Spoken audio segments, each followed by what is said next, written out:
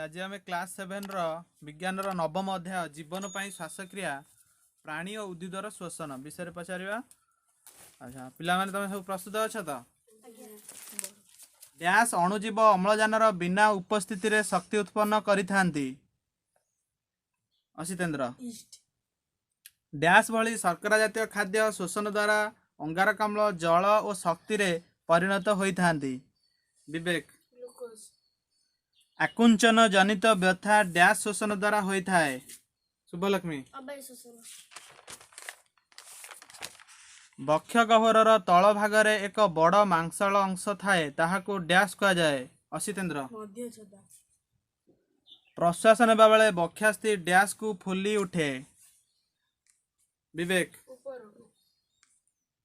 Dash तार उदालिया और लालुआ चर्म द्वारा श्वासक्रिया करिथाए। शुभलक्ष्मी डैश उभय फुसफुस और उदालिया चर्म द्वारा श्वासक्रिया करिथाए।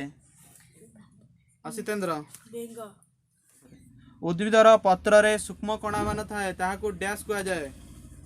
शुभलक्ष्मी डैश गछर पत्र को जबकाचरे देखिले स्तोम गुड़िक सहजरे देखि हेब।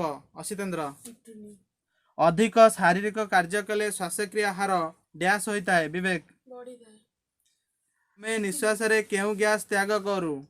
असितेंद्र